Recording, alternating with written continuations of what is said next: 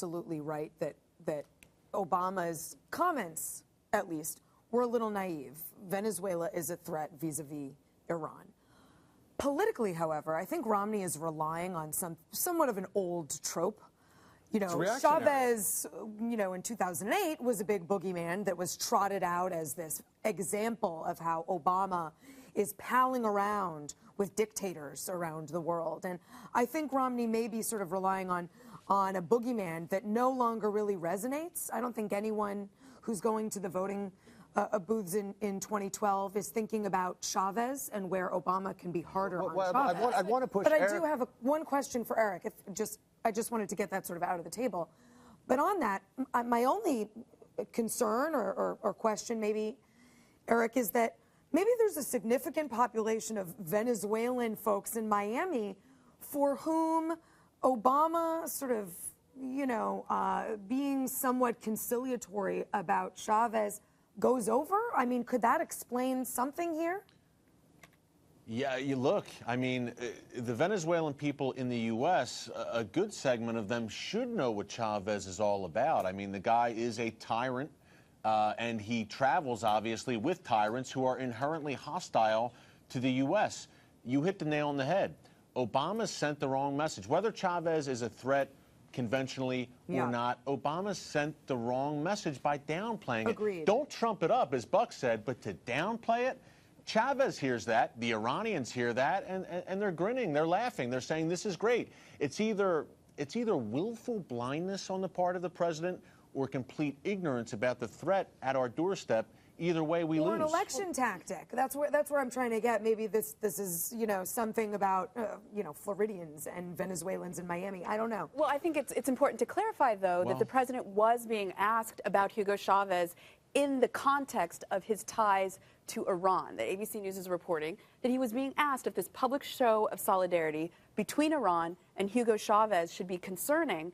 And his response was, well, Hugo Chavez hasn't been that big of a national security threat to the United States. So it seems downplaying the relationship between Hugo Chavez and Ahmadinejad and Iran. And my question to you, Eric Stakelbeck, is, are we overblowing the threat of Iran, you know, playing in our backyard with Hugo Chavez? And is the president right? No, not at all. It's not, again, it's not about Hugo Chavez. It's about Iran and Iran establishing a forward base in the Western Hemisphere at our doorstep. Why would they be here? Why would they want to be here? Why would they reportedly want to build missile bases in Venezuela?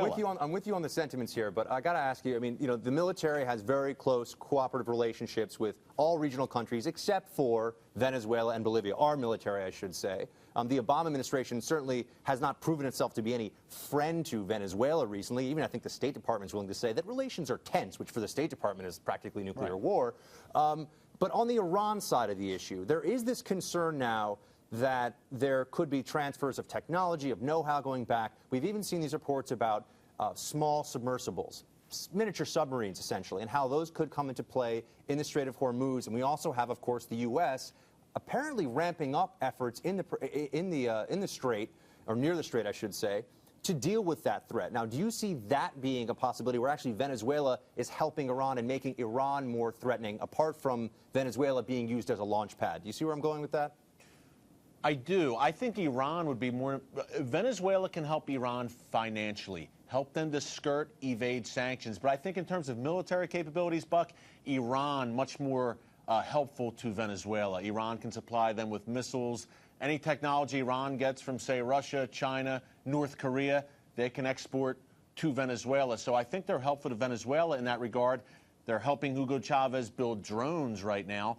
So, but I think at the end of the day, with the forward base, if things break out in the Middle East, if Israel, the U.S., hits Iran's nuclear facilities, Iran is going to retaliate. They're going to retaliate, and to have a forward base in the Western Hemisphere puts them in close proximity, obviously, to the U.S. mainland. Here's something not to forget. Iran has struck in Latin America before. In the 1990s, they blew up an Israeli embassy in Argentina. 2 years, 1992 and 1994.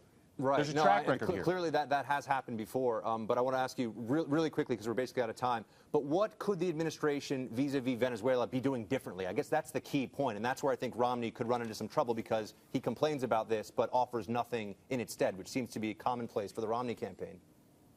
Yeah, I mean, I think first of all, let people know, yes, we realize there is a threat gathering here. We are not happy about this Iran-Venezuela relationship. Make that clear. You don't have to bluster about it, but make it clear. Make clear to Iran and Venezuela, especially, that we are cognizant about what's going on south of our border. I think going further down the line, sanctions against Venezuela is a possibility.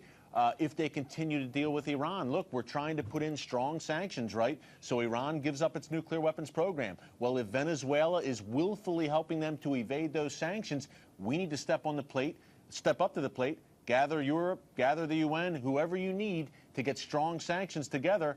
And look, Venezuela could be targeted. If they're going to help Iran so openly, and it's an open relationship, sanction Venezuela.